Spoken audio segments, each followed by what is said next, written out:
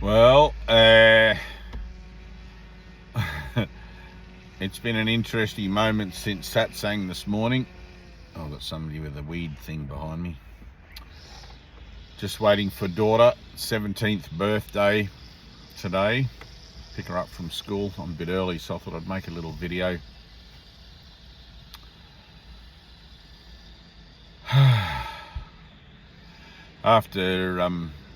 After Satsang today, which was 2.5 hours,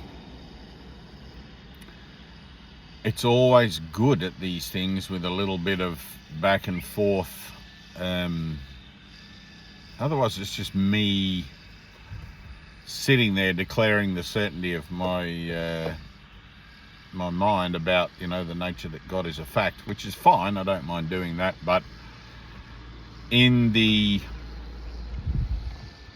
interactive, you know, like if I ask, has anyone got any questions or whatever, and people don't put their hand up. I just had somebody, Caroline, who couldn't work out how to operate the little hand up thing. I mean, there's always going to be something right, but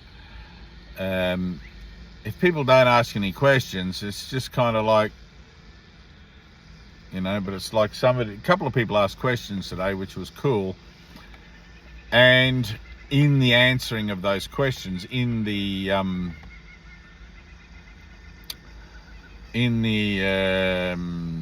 playing out of the back and forth, other people's questions within the Zoom group were answered, you know, so like other minds in there also who are thinking along similar things.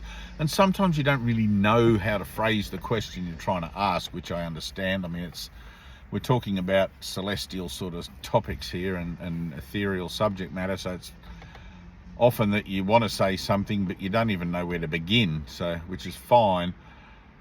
But what happens is when you have these things, because everything's energy, everything's a frequency. I got told off the other day for saying everything was energy. It's just a word. Please try and work with me, you know. It's hard enough to talk about this stuff as it is, you know, rather than without having to be politically correct about it all. But in the back and forth, what happens is, in the recognition that everything is for healing, there's this acceptance and allowance of that back and forth as energy to be entertained, to be taken on board. It's not unsolicited. It's not just me saying this is how it is and you can take it or leave it. It's actually asking from an honest place, or from a place of wanting to be open to receiving an actual answer. Now, in me being able to feel that actual answer with my finger on my nose, right, as mind, higher mind, it's an opportunity to extend the light of creation, or to extend the light of certainty into that. I mean, the question represents the darkness, right? Represents doubt, represents ignorance, whatever, into that space. Energetically, I'm going to keep calling it energy. I don't care if people don't like it. But it allows for that transfer to happen. Now, what happens is, because everyone attending the Zoom is one mind, right? There's not a whole bunch of individual people. It's one mind. It doesn't always follow that the person asking the question is the one that receives the greatest benefit from the answer, because all of that is dependent upon your ability to perceive the answer, or to accept the answer as it is, according to your own experiences and your own understandings of your own juxtaposition, I suppose, within the framework of your spiritual work that you do. But it's like when Jesus says the parable of there's two on the bench, one will be chosen, right? It's very much like that. So I can give the answer, and the person that asked the question may not necessarily fully digest the answer, or they may still have more doubt or whatever. But somebody else in the group is always going to get the benefit of the answer, right? Two on the bench, one will be chosen. And the miracle affects people, situations, etc., of which you're unaware and may never become aware. And that's fine by me.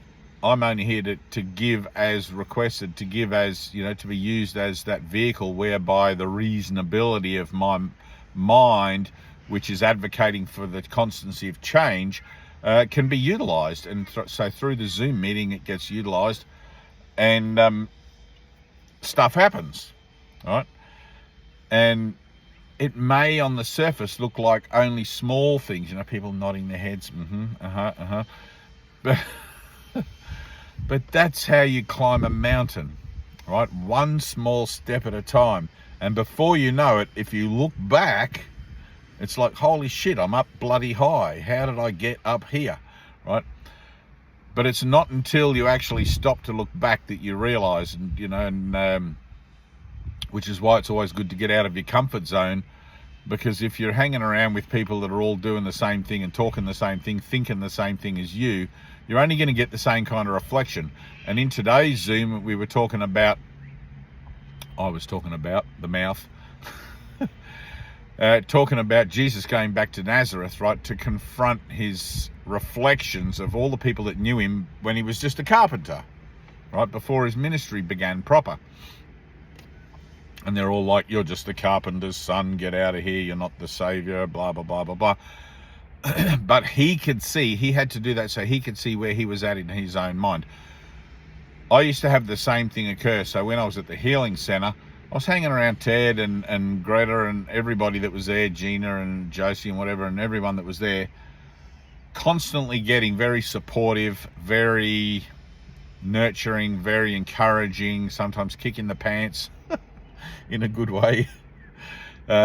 Reflections, never really getting actually any reflections counter to that. And so I realized every now and again, every sort of 6 months or whatever, I'd go, or 4 to 6 months, I'd go out, spend a few days with my parents, which is always great. Your parents bring up everything, right? With my parents, or go and see friends or whatever that knew me from before that time. And as I was talking about in the Zoom, everything had changed, right? Because I would go back to these places that were familiar with me. They would present me with reflections of my old pattern, my old energy, and I would see how different my new energy was. I would see where I was actually at. Right now, it's easy to think you're at a higher place up the mountain when you're sitting with an enlightened mind, or somebody who's been practicing this for many, many years, and you're just a newbie or whatever, because you're in that sort of energy with them, and you feel this sort of sense of being contemporary. It's like, oh, cool, we're all in this together, right? We're all the same. And Ted used to always talk about this as well. But it's not until you actually go out, you see where you're actually at. And sometimes it's a bit humbling. But so be it. You need those reflections. You need honest reflections from people that know you, people's situations and events that knew you before.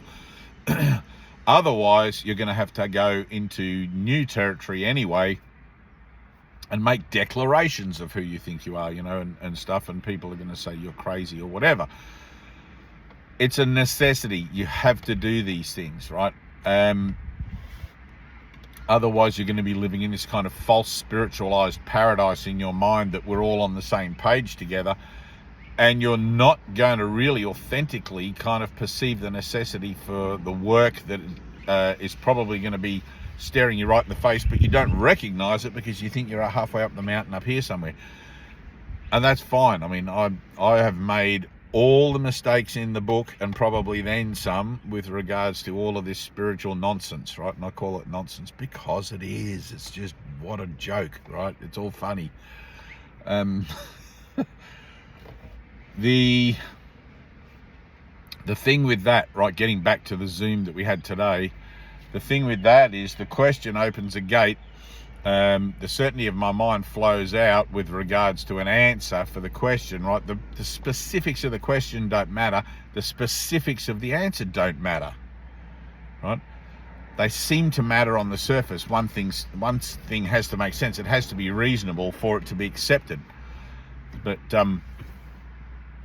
what's actually happening is energy is moving from one idea to another idea, from a lower plane to a higher plane, from, how would you put it, maybe from an impacted state to a less impacted state, right? And that's what understanding brings, or a shift in perception brings, a release from an impacted state of ignorance.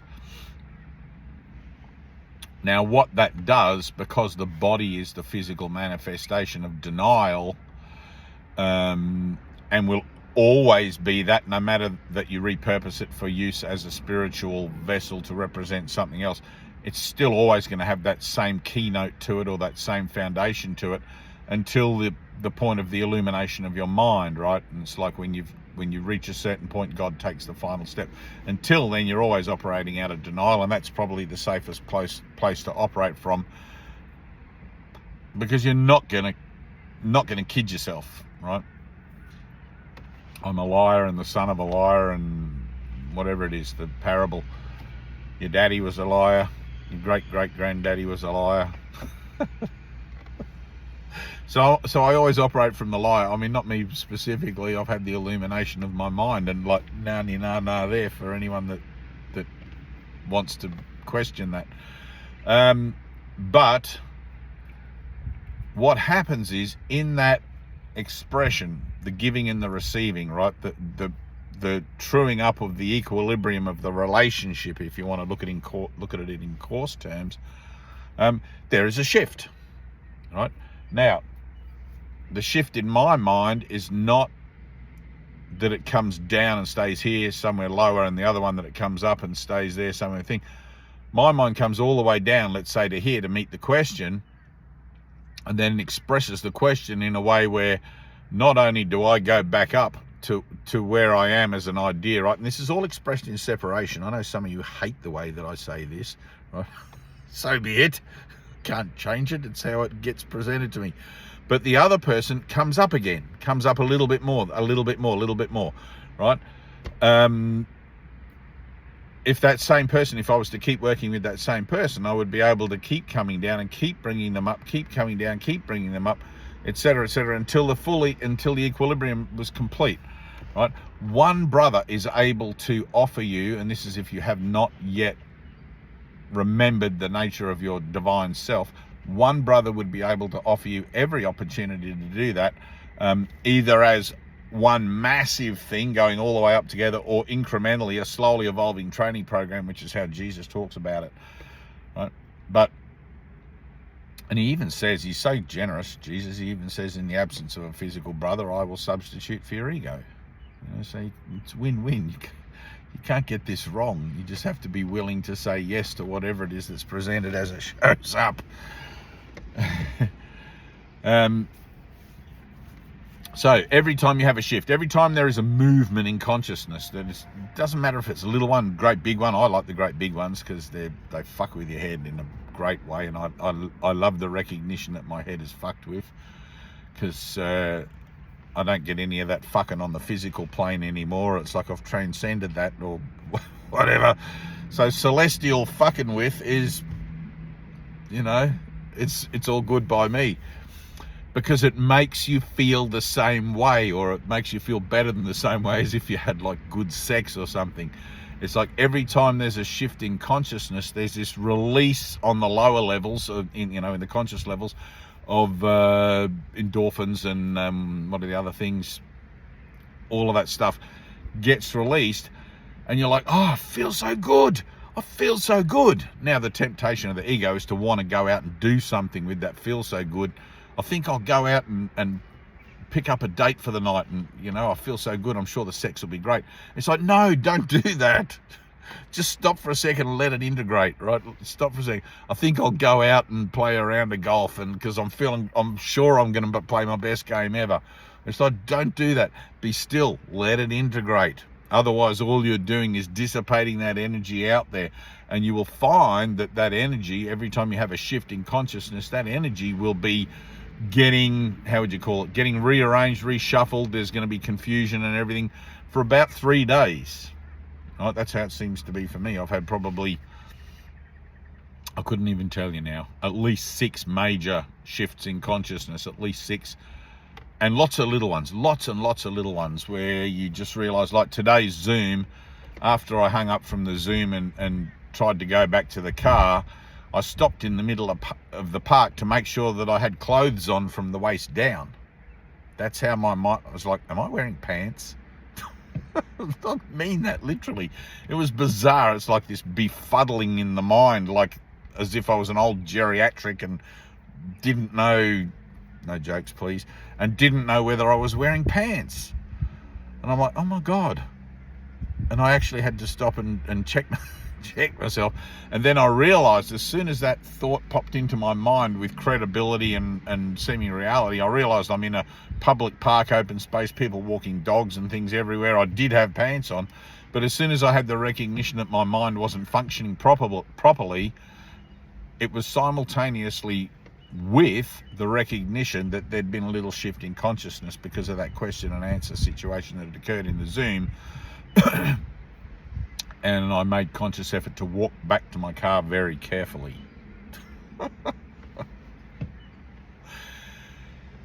In the case of some of the bigger shifts in consciousness, it's not unheard of, or it's not the case that I've locked myself away for 3 days in my room and just like can't talk to anyone, can't do it. I just have to wait for this energy to pass. It's energy.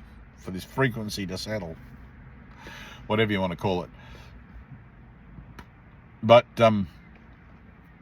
every time there's a shift, you're going to go through something. Right now, I can absolutely guarantee, there's going to be a few other guys in that Zoom. Anna will be one, Tina might be one, and maybe Deb.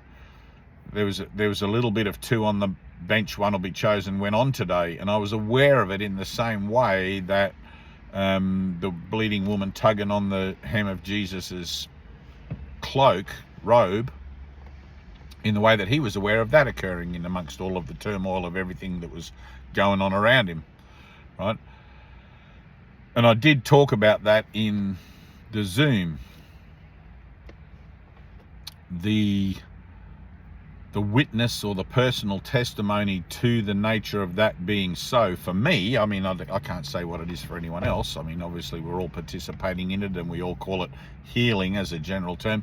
But for me, that transpires as the sense of confusion and turmoil and whatever that I experience after. And I'm so familiar with it now, I'm so used to it now, that it's not that it doesn't bother me, it's just I've learned to work with it. Breathe with it, feel it, allow it to be there. Don't try to compensate for it or fix it or change it, because nothing's broken, nothing's going wrong, nothing needs to be changed. And all that's occurring is the release of static retention of that false identity, and you include the physical nature of the avatar in, right? Because the avatar is the manifestation of that, which is why when you start to operate in a sense where you become more and more miracle minded, you'll notice that you cease to get sick as often, and things don't happen to you in the same way as often, and I don't know, whatever other things. But as you become more vigilant for your peace, you get healing, on a physical level, because the body's included. It's an altruistic teaching. There's nothing, it's not non-dualistic. All right, people tell me, oh, you teach that non-dual. It's like, no, I don't. Right? I'm very specific about that. I teach singularity, I teach altruism, right, which is what Jesus teaches, the vision of Christ. There's a difference. Not going to go into that right now, but there is a very simple one and a very big one. I feel like I want to go into it right now. But no, I won't.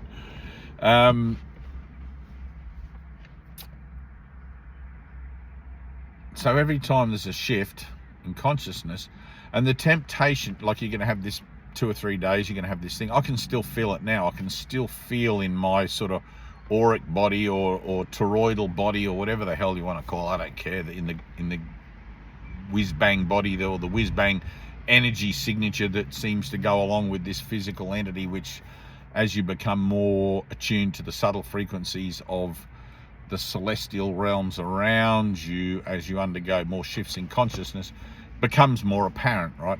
But you can feel it, and I'm still feeling it now. I really don't know how to explain it, other than it just feels like nausea and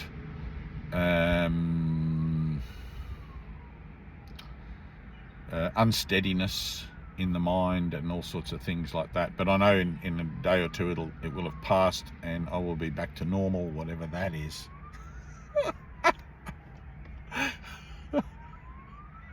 Whatever that is.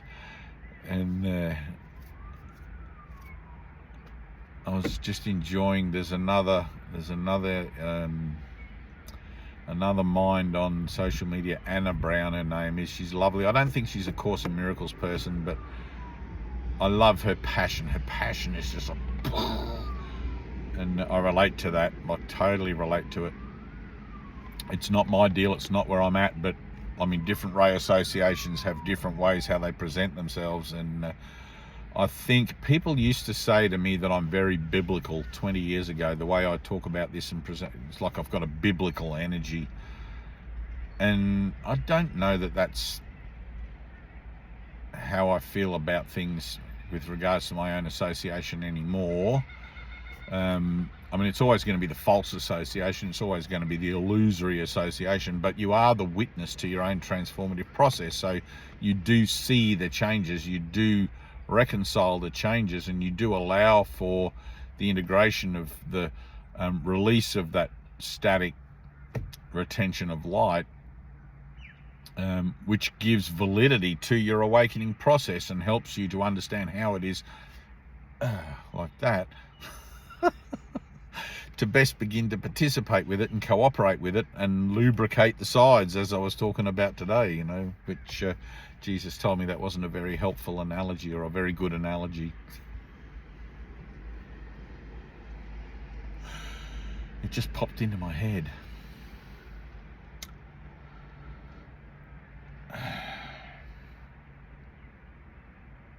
As you can tell, I still do have a sense of humor regarding I mean, it's often quite dark. For a person who represents the light, my sense of humor is often foreboding, I suppose, but only because I've already been through all this stuff and gone through so much of this stuff that I can laugh at it now, and it is funny. Like you start to see the joke in all things, and you know, the package, the energy package, or the soul contract, or the whatever you want to call it, that I was given, or I undertook, or I chose, or I volunteered for in this particular incarnation, or through this particular incarnation. Words. Don't have any water. Was a particularly deep one. It was a bloody deep dive into the dark night of the soul, like very, very hard and very, very fast at a early age. You know, I was 32 going on 33 when it happened. So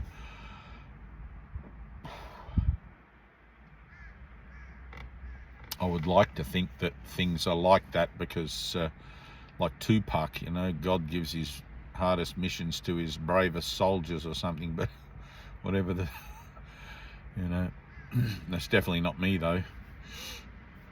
I think I prefer Krishnamurti's version of events, you know, like enlightenment is for the very, very brave or the very, very stupid, and I think probably the very, very stupid sums up my particular I don't know. False humility doesn't look good on me, so maybe I am brave as well, but compared to what, I don't really know.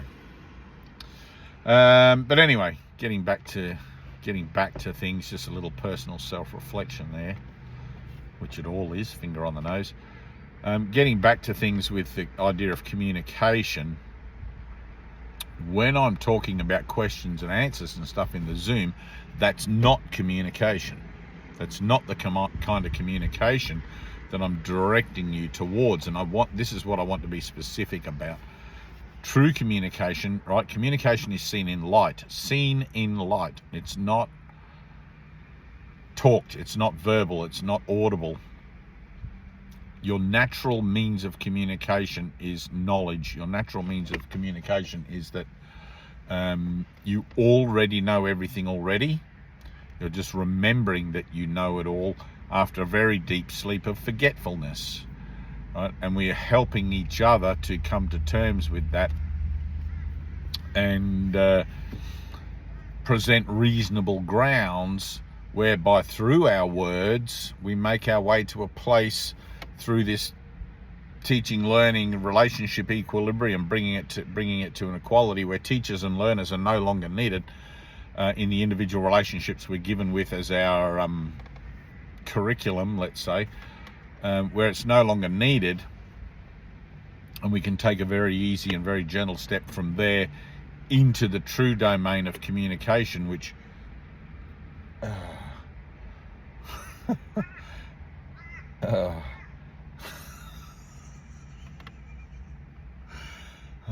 thank you. Which looks like that. Right, so on the physical plane, you see me having some kind of a spasm. I realise it must look a bit odd, and having these sort of reactive moments. But in my consciousness, in my mind, there's a little flicker of light happening. Sometimes actually it's a threshold, and sometimes it's a complete around my periphery, and sometimes it's just a little pinpoint. Lately it has been none of those things. There was a very different episode I went through not too long ago where the light presented itself in a kind of a matrix fashion, where there was a grid of multicolored cubes, and I don't know how to talk about that either, almost like a video arcade game where it was just like lots of twinkling, and that's almost talking about form again, but obviously the light is formless. So whatever I was looking at the time, whatever I was processing at the time, obviously had something to do with that. But as those of you who attend our Zoom meetings will notice, and next week's going to be a good one because I'm going to emphasize this particularly. I'm going to make the whole Zoom about it actually.